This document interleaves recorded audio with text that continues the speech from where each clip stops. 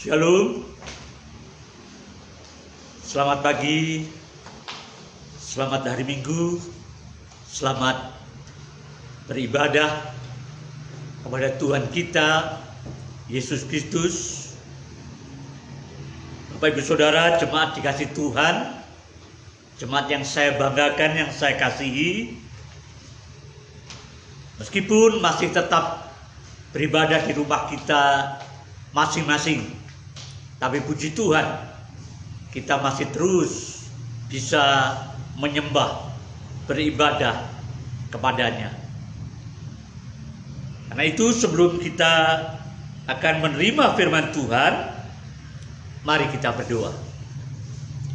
Bapa Surgawi, kami bersyukur karena kembali kami menghampiri tahta hadirat-Mu untuk memuliakan nama-Mu, untuk berbakti kepadamu, dan untuk menyembahmu.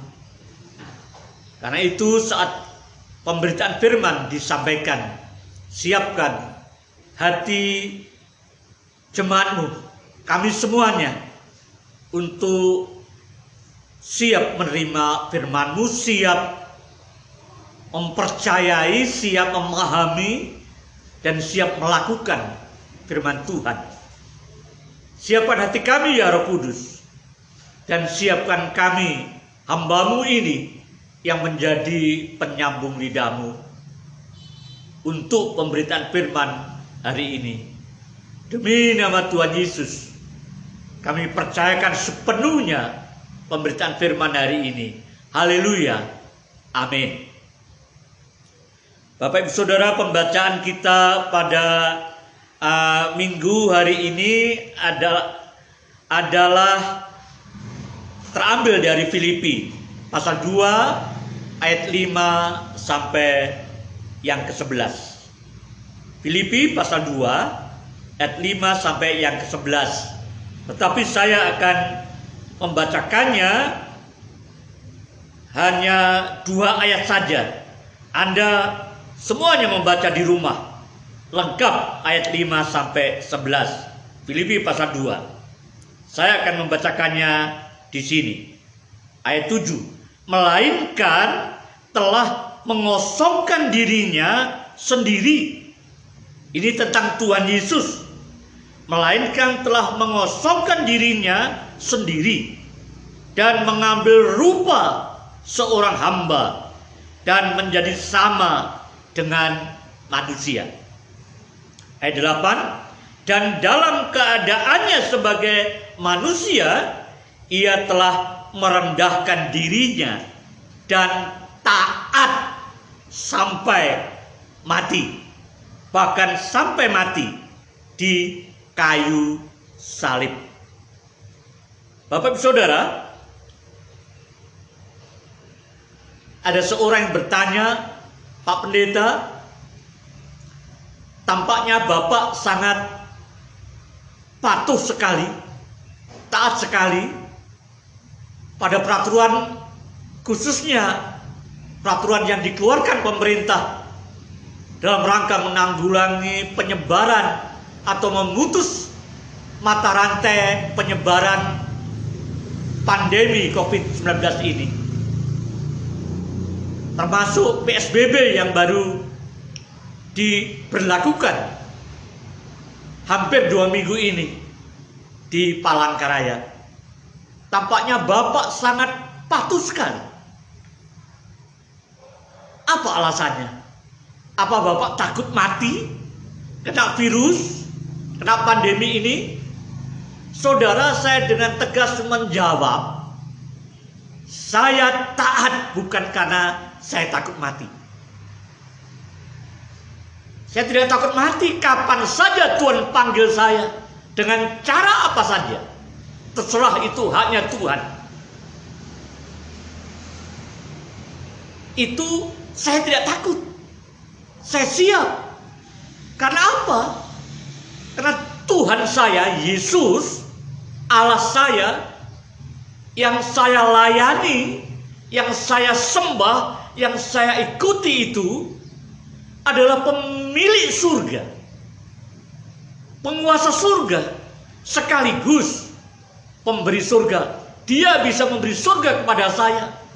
Makanya ketika dia memanggil saya kapan saja, dengan cara apa saja, terserah dia. Saya tidak takut, saya siap. Kematian bagi orang yang beriman, bagi orang yang percaya pada Tuhan Yesus adalah keuntungan. Seperti kata Rasul Paulus, keuntungan, kebahagiaan. Karena kita diberi surga, pasti masuk surga. Tuhan Yesuslah sang pemilik surga, sang pemberi surga itu yang memberi kepastian. Dan kita bahkan nanti saatnya dijemput, dibawa ke tempatnya di surga. Sehingga ke tempat di mana aku berada, kamu pun berada. Saudara, saya taat bukan karena saya takut mati. Mati ada kebahagiaan, mati adalah pindah ke dalam kehidupan yang baru, yang jauh lebih mulia, jauh lebih nikmat, jauh lebih indah dari kehidupan di bumi ini. Jadi sekali lagi, saya taat dan saya menganjurkan Anda semuanya taat pada semua peraturan, khususnya sekarang ini peraturan PSBB. Itu karena saya tidak ingin terpapar. Saya tidak ingin terpapar. Saya tidak ingin terkapar. Karena kalau saya terpapar virus itu, maka saya akan terkapar, saudara. Karena terpapar maka terkapar. Saya akan diasingkan, diasimilasi, diisolasi, saudara. Dicabut dari keluarga saya, dari istri, dari keluarga saya. Tercabut dari masyarakat di mana saya berada. Untuk sementara waktu harus tinggal di rumah sakit seandainya saya terpapar virus corona itu, saudara. Saya tidak ingin saya terpapar dan kemudian terkapar di rumah sakit. Saya tidak ingin terpapar yang kemudian terkapar di rumah sakit. Jauh dari saudara juga. Tercabut dari keluarga, tercabut dari masyarakat, tercabut dari jemaat. Saya tidak ingin itu. Karena kalau saya terpapar, kemudian saya terkapar, saya juga berpotensi besar untuk memaparkan kepada orang lain. Saudara, kenapa ada para dokter yang terpapar juga, yang sakit, bahkan ada yang meninggal? Perawat juga begitu, yang merawat orang yang terpapar COVID-19 ini, karena dia bersentuhan langsung, bersinggungan langsung dengan pasien yang terpapar corona. Dan yang terpapar, yang terkapar itu berpotensi besar untuk memaparkan, menularkannya kepada para medis itu. Saya tidak mau itu. Sekali lagi saya taat. Karena saya tidak ingin terpapar, karena saya tidak ingin terkapar, dan karena saya tidak ingin memaparkan juga kepada orang lain. Saya harap kita semuanya seperti itu, saudara. Kita harus taat. Kudu taat, mesti patuh pada semua anjuran pemerintah, khususnya dalam rangka penanggulangan pandemi COVID-19 ini. Karena tidak ingin terpapar, tidak ingin terkapar, dan tidak ingin memaparkan kepada orang lain. Saudara, saya sedih, saya prihatin melihat perkembangan penyebaran COVID-19 ini di Indonesia khususnya. Saudara, menurut catatan saya, berdasarkan update resmi dari pemerintah, sampai tanggal 23 Mei, saudara, yang terkonfirmasi positif terkena atau terpapar COVID-19 ini sudah berjumlah 21.745 orang. Ini per 23 Mei. Yang masih dirawat di rumah sakit itu 15.000 lebih. Yang sudah meninggal 1.351. Itu per 23 Mei. Yang sudah sembuh dan boleh pulang itu 5.249. Tetapi saudara, akhir-akhir ini terjadi pelonjakan yang memprihatinkan.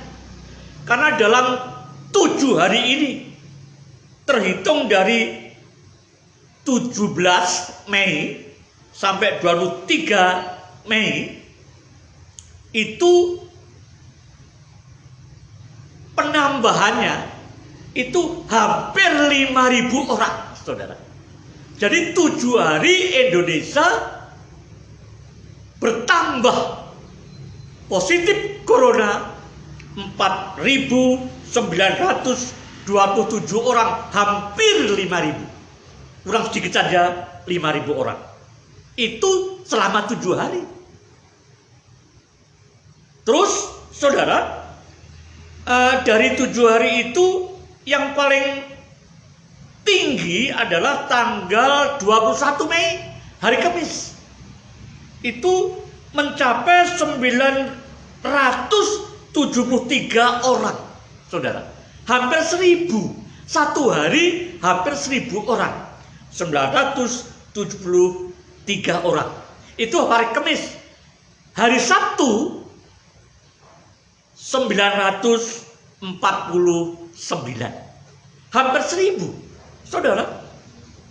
Makanya dalam 7 hari itu tambahnya hampir 5.000 orang. Ini memprihatinkan, ini menyedihkan, ini mengkhawatirkan, saudara. Karena kalau rakyat semuanya Indonesia tidak sungguh-sungguh taat, itu nanti akan melonjak, saudara. Akan terus bertambah-tambah, kurvanya tidak melandai, tapi bisa meninggi. Karena apa, saudara? Ketidaktaatan selalu memakan korban. Saudara, ini semuanya kenapa bisa terjadi? Kok tidak melambat? Kok makin mengkhawatirkan? Kok bertambah-tambah terus? Disinyalir karena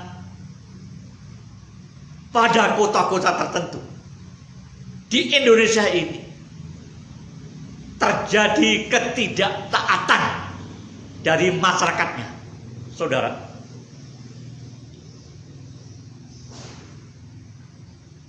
Contohnya di pasar-pasar tradisional sekarang mulai ramai beberapa hari ini, saudara.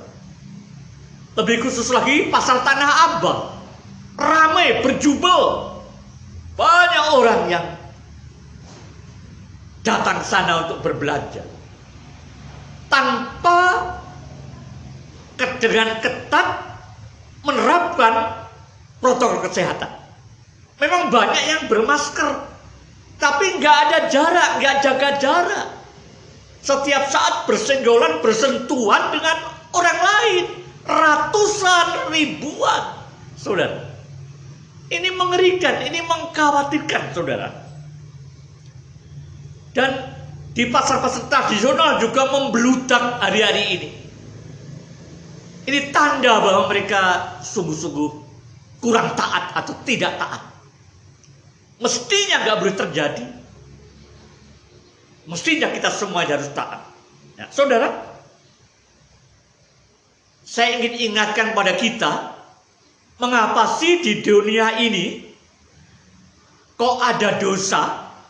Kok ada berbagai macam kejahatan, berbagai macam hal-hal yang busuk, yang jahat, yang tidak baik, dan kenapa banyak sekali terjadi sakit, penyakit, penderitaan, sengsara, dan segala macam yang tidak menyenangkan.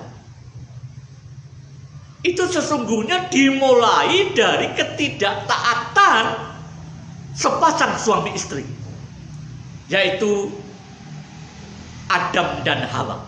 Saudara, dia sudah dilarang oleh Tuhan jangan memakan buah ini, tetapi mereka berdua memakannya. Saudara, mereka tidak taat. Mereka lebih taat kepada bujukan si iblis. Jadi Bapak Ibu Saudara, karena tidak taatan Abraham dan Hawa, maka seluruh keturunannya dari zaman dulu sampai akhir dunia ini akan jatuh dalam dosa, akan mengalami berbagai hal yang tidak enak, yang membuat hidup begitu sengsara, begitu menderita, dimulai dari ketidaktaatan sepasang suami istri. Saudara, setelah tidak taat kepada Tuhan, Tuhan murka. Adam dan Hawa diusir keluar dari Taman Eden. Bumi dikutuk dan manusia menjadi sengsara untuk mempertahankan hidupnya di bumi ini yang sudah dikutuk Tuhan itu. Saudara,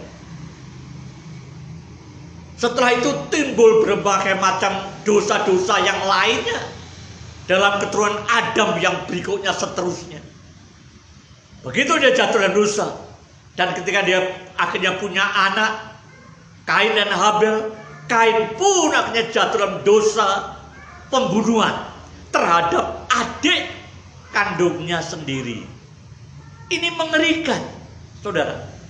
Akibat ketidaktaatan, maka terjadi segala macam laknat, kutukan, kejahatan, penderitaan, kesengsaraan, dan segala macam yang tidak mengenakkan kehidupan manusia di bumi. Saudara, ketidaktaatan akan selalu memakan korban. Terus turun Adam itu terus berkembang. Bumi semakin banyak orang yang jumlahnya, karena berkembang biak manusia itu, akhirnya apa? Akhirnya kejahatan juga terus memuncak. Dan itu puncaknya pada zaman Nuh. Pada zaman Nuh itu hampir semua orang itu berbuat kejahatan, saudara. Semua orang pikirannya hanya kejahatan semata-mata. Ingin melakukan yang jahat, yang jelek, yang busuk, yang tidak benar, yang merugikan, yang merusak, yang menghancurkan. Bumi telah rusak. Allah menyesal telah menciptakan mereka. Kemudian Allah murka, Allah mau melenyapkan manusia ciptaannya itu. Allah ingin melenyapkan, membinasakan mereka dengan menghukumnya dengan air bah. Ada pemusnahan massal oleh Tuhan sendiri karena kejahatan manusia. Saudara, tetapi Nuh selamat. Nuh tidak binasa. Semuanya yang lain mati, tenggelam, gelagapan oleh air bah yang memenuhi permukaan bumi itu. Tapi Nuh dan keluarganya selamat. Kenapa? Karena Nuh itu taat akan perintah Tuhan. Jadi Adam dan Hawa tidak taat, semua keturunannya berada dalam dosa dan segala akibatnya. Akibat dosa lah berbagai kejahatan yang lain. Dosa melahirkan dosa, dosa memproduksikan dosa, dosa melahirkan berbagai kejahatan yang merusak, yang menghancurkan hidup manusia itu sendiri. Pada zaman Nuh, Allah murka, Allah membinasakan manusia itu, tetapi Nuh selamat karena dia taat. Nuh sekeluarga taat. Karena ketidaktaatan Adam, manusia dalam dosa, semuanya Karena ketaatan Nuh, maka Nuh selamat pada waktu itu. Jadi saudara, dari dua peristiwa ini, apa yang bisa kita petik pelajaran? Kebenaran apa yang bisa kita ambil dari dua peristiwa yang tertulis dalam kitab suci itu? Yaitu ketidaktaatan selalu akan menghasilkan malapetaka, laknat, dan penderitaan. Tapi sebaliknya, ketaatan itu akan menghasilkan berkat, selamat, dan rahmat. Saudara, ketidaktaatan akan menghasilkan laknat, kutukan, dan penderitaan. Tapi ketaatan akan menimbulkan berkat, rahmat, dan selamat. Sebagai murid-murid Yesus, sebagai orang Kristen, sebagai umat Kristiani, apakah kita juga harus hidup dalam ketaatan, saudara? Iya, tidak bisa tidak. Itu harus. Kita orang Kristen harus taat. Bahkan harus taat ketimbang umat-umat lain. Saudara, di dunia ini ada orang-orang, entah beragama atau tidak, yang non-Kristen. Misalnya orang-orang ateis, orang-orang sekuler, orang-orang humanis, orang-orang skeptis, atau orang-orang yang penganut agama-agama yang lain. Itu ada yang bandel, ada yang gak taat, tapi juga banyak yang taat. Khususnya terhadap peraturan, anjuran, atau ketentuan yang berkaitan dengan keselamatan dia sendiri di bumi ini. Jadi banyak orang non-Kristen yang taat kepada peraturan, kepada anjuran, kepada hukum, kepada norma-norma yang ada dalam masyarakat itu. Sebaliknya di Kristen juga sama. Umat Kristiani ada yang taat, tapi ada yang balelo, ada yang bandel, ada yang dablek, saudara. Ada yang gak mau nurut, gak mau patuh, saudara. Ada itu.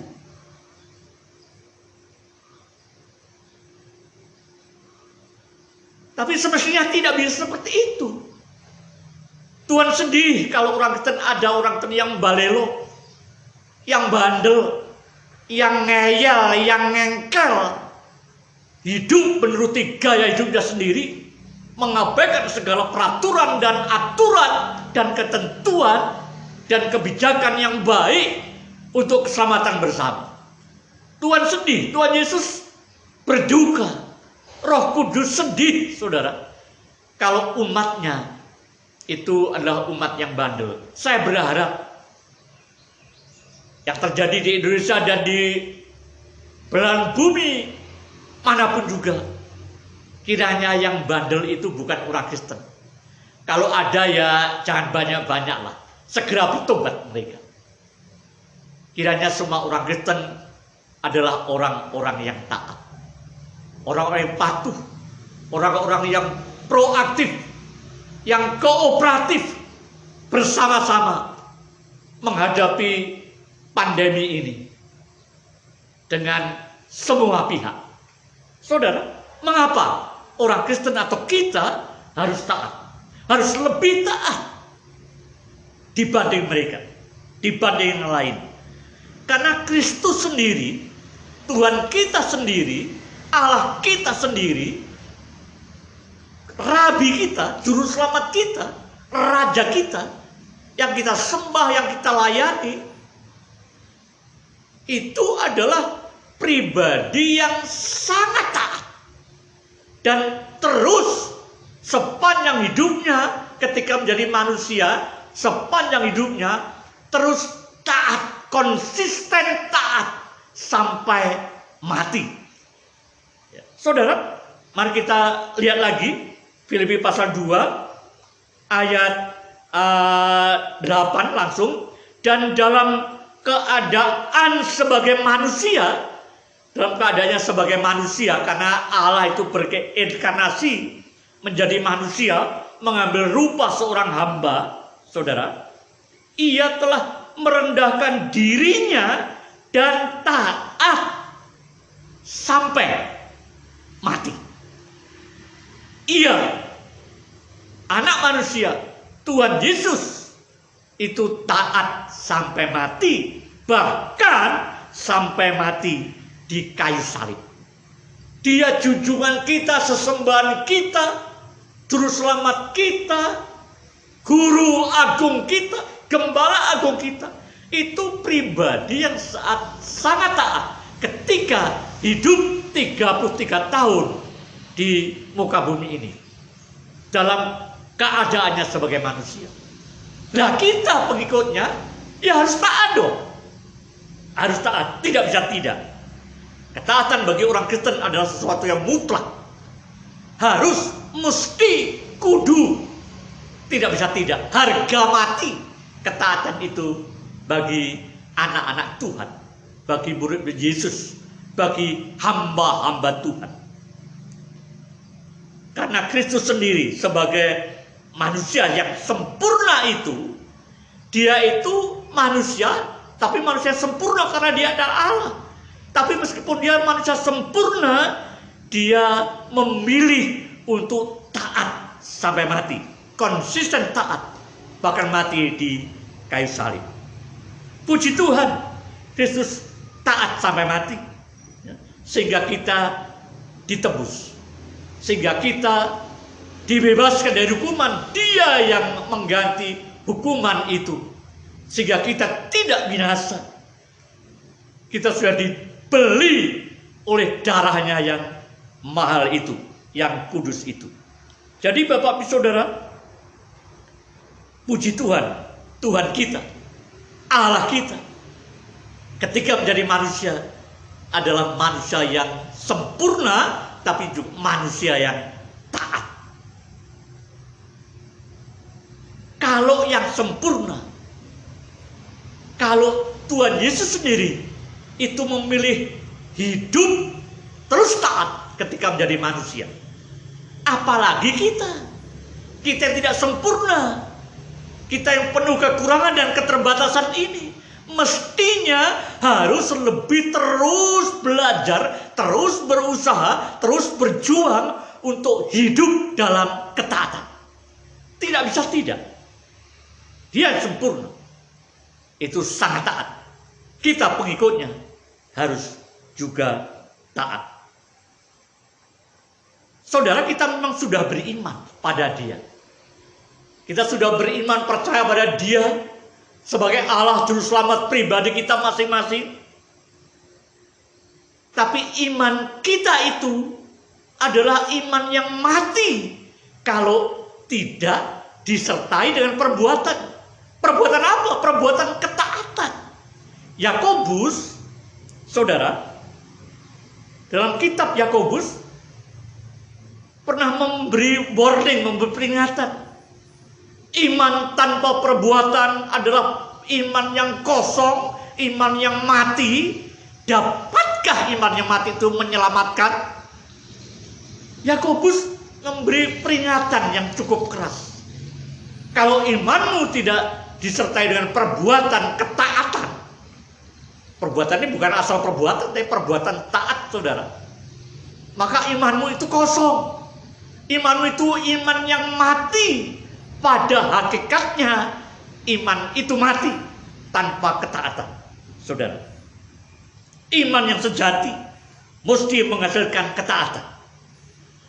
Iman dan ketaatan itu bagaikan dua sisi dari mata uang. Mata uang itu satu sisinya iman, satu sisinya ketaatan. Ini ilustrasinya seperti itu. Uang itu tidak akan berlaku, tidak sah kalau hanya satu sisi saja. Dalam uang itu mesti ada dua gambar yang berbeda tetapi menyatu, saudara. Jadi iman dan ketaatan itu tidak bisa dipisahkan.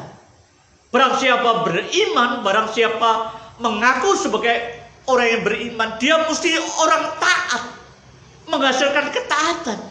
Iman yang sejati pasti menghasilkan ketaatan.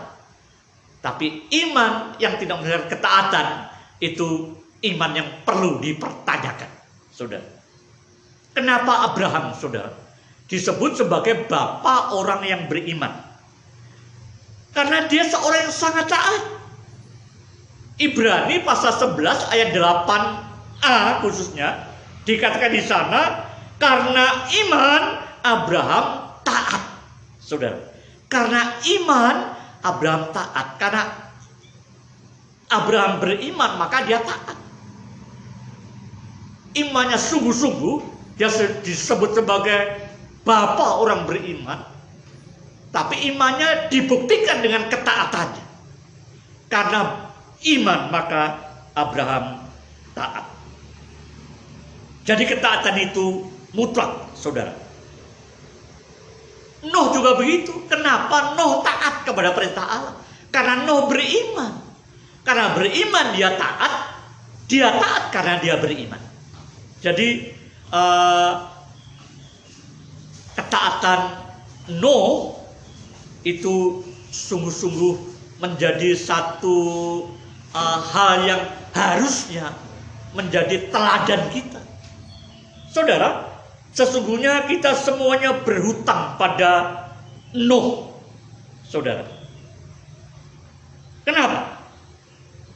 Karena akibat ketaatan Nuh itu sampai sekarang manusia masih ada. Seandainya Nuh tidak taat pada waktu itu, ketika Allah menghukum bumi dan memusnahkan semua manusia ciptaannya yang telah membuat dia murka itu, dan Nuh juga ikut-ikutan tidak taat kepada mereka semuanya, maka semuanya mati, habis, selesai kehidupan di bumi ini. Tapi karena Nuh taat, maka lahir generasi yang baru, generasi yang taat. Jadi kita berhutang. Kita mungkin tidak ada, saudara, tidak pernah ada di muka bumi ini kalau Nuh gak taat. Jadi kita berhutang pada ketaatan Nuh. Tapi dalam perkembangan berikutnya, keturunan Nuh dan seterusnya, itu karena masih mewarisi sifat dosa dari Adam dan Hawa itu, maka dosa masih terus berkembang, berlanjut dan terus. Tapi puji Tuhan, ada pribadi yang lain, yang sempurna, yaitu Tuhan Yesus Kristus, yang Allah sendiri yang turun menjadi manusia itu, taat sampai mati, yang kita baca tadi. Dalam keadaannya sebagai manusia, ia telah merendahkan dirinya dan taat sampai mati, bahkan sampai mati di kayu salib. Saudara, kita berhutang pada Nuh karena ketaatannya. Kita lebih berhutang lagi pada Tuhan Yesus karena ketaatan dia. Jadi Tuhan Yesus taat sampai mati sehingga kita diselamatkan, ditebus. Kita dibeli oleh darah yang mahal, oleh pengorbanannya yang luar biasa itu. Karena dia taat, kita sangat berhutang kepada Tuhan Yesus Kristus. Andai dia bandel, andai dia balelo, andai Tuhan Yesus gak mau mati bagi kita, gak mau bangkit, gak mau naik surga, kita semuanya masuk neraka, saudara. Jadi kita sangat berhutang, kita bersyukur punya Tuhan Yesus yang mau mati bagi kita. Kenapa dia mau mati? Karena dia taat. Kita bersyukur, kita bangga punya Tuhan yang sangat taat, sehingga kita juga semestinya harus taat mengikuti dia. Saudara, bagaimana cara membayar hutang itu? Cara membayar hutang kepada Tuhan Yesus, ya kita harus ngikuti gaya hidupnya. Dia taat sampai mati, kita juga mau taat sampai mati. Dia pribadi yang sempurna, tapi memilih ketika menjadi manusia taat sampai mati. Sangat taat dan konsisten taat. Kita pun sebagai pengikutnya harus ikut-ikutan hidup taat. Karena kita pengikutnya. Itu cara kita membayar. Salah satu cara kita membayar hutang kita pada Tuhan Yesus. Kita berhutang pada Nuh. Kita berhutang pada Tuhan Yesus. Lebih-lebih kepada Tuhan Yesus ini. Karena ketaatannya. Kristen itu artinya apa sih? Kristen itu sesungguhnya adalah sebutan yang diberikan oleh orang-orang Antioquia kepada para pengikut Yesus. Jadi Kristen itu sesungguhnya sebutan yang berasal dari orang-orang non-Kristen. Artinya Kristus kecil. Kristus kecil, orang Kristen itu harus mengikuti Kristus besar, yaitu Tuhan Yesus sendiri. Artinya pengikut Kristus. Kalau kita pengikut Kristus, maka kita harus mengikuti Kristus, mengikuti jejak hidupnya Tuhan Yesus ketika menjadi manusia 33 tahun setengah di muka bumi ini. Jadi kita ini pengikut Kristus. Sungguh-sungguh pengikut Kristus sejati kalau kita mau taat, mengikuti jejaknya. Karena pengikut Yesus harus mengikuti kemanapun Tuhan pergi. Tuhan berbicara, Tuhan berpikir, Tuhan melakukan segala hal yang baik. Kita pengikutnya harus mengikutinya. Apakah Anda benar-benar Kristen, saudara? Kalau Anda benar-benar Kristen, yuk kita hidup taat. Khususnya pada pandemi COVID-19 ini yang sedang diperangi, ditanggulangi oleh pemerintah kita, oleh semua komponen bangsa, oleh semua bangsa di muka bumi ini. Yuk kita taat, menjadi rakyat yang taat, menjadi masyarakat yang taat, menjadi kelompok yang taat. Dan kita terus akan taat. Tidak taat pada kurun waktu tertentu, tapi konsisten taat sampai semua aturan dan kebijakan itu dinyatakan selesai. Kita berbicara khususnya untuk penanggulangan COVID-19 yang peningkatannya dalam 1 minggu itu sangat signifikan. Tidak ada kata lain kecuali kita taat. Yuk kita hidup taat. Mentaati semua peraturan PSBB yang diberlakukan. Pertanyaannya seperti pertanyaan pada awal tadi, taat atau terpapar? Saya tidak mau terpapar. Saya tidak mau terkapar karena terpapar itu, dan saya tidak mau memaparkan COVID itu kepada orang lain. Karena itu kita harus taat. Saya taat karena saya tidak mau terpapar. Anda taat karena saya yakin Anda juga tidak mau terpapar. Kemudian sampai terkapar di rumah sakit. Sangat menderita itu, saudara. Bukan soal kematian. Kematian itu hak prerogatif Tuhan. Kalaupun mati, kita masuk surga. Tapi kalau terpapar, terkapar itu sangat menderita. Saya tidak mau. Saya mohon, saya harap kita semuanya bersikap yang sama. Tidak mau. Tidak mau terpapar, tidak mau terkapar. Apalagi juga memaparkan kepada orang lain. Taat atau terkapar. Pilihannya ada pada kita semuanya. Khususnya umat Kristiani. Tapi jadilah pribadi yang taat. Karena Anda adalah pengikut Kristus yang taat sepanjang hidupnya di muka bumi ini. Tuhan memberkati. Mari kita berdoa. Bapa Surgawi, Kami bersyukur karena kami punya Engkau sebagai role model kami, sebagai figur teladan yang paling sempurna bagi kami semuanya. Kalau Engkau yang sempurna itu memilih hidup yang taat, dialah kami semuanya umat-Mu, murid-murid-Mu, anak-anak-Mu, hamba-hamba-Mu. Di seluruh Indonesia ini, bahkan seluruh dunia, mau hidup taat akan peraturan, akan anjuran, akan ketentuan, terutama dalam memerangi pandemi COVID-19 ini. Kami mau taat karena Tuhan kami taat. Dan inilah cara yang terbaik untuk segera meminimalisir, untuk segera memutus mata rantai penyebaran COVID-19 ini. Berkatilah kami semuanya. Berkatilah pemerintah, berkatilah Pak Jokowi, berkatilah gugus tugas, berkatilah para medis, dokter, relawan, para perawat, dan semua pihak terkait. Berkatilah semua aparat keamanan yang sungguh-sungguh bekerja keras untuk menerapkan aturan PSBB di berbagai kota di Indonesia ini, Tuhan. Berkatilah kami semuanya, berkatilah jemaat-Mu di sini, berkatilah Indonesia, berkatilah Palangkaraya. Lindungilah mereka semuanya. Beri kesehatan yang prima dan terus sertai mereka dan berkati mereka sekarang sampai seterusnya. Jemaat dikasih Tuhan,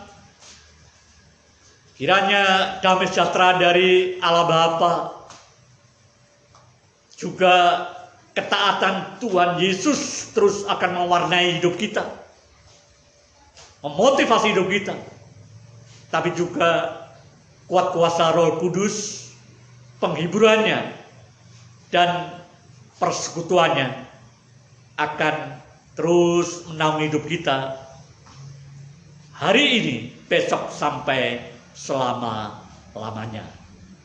Amin. Terima kasih. Selamat hari Minggu. Tuhan memberkati.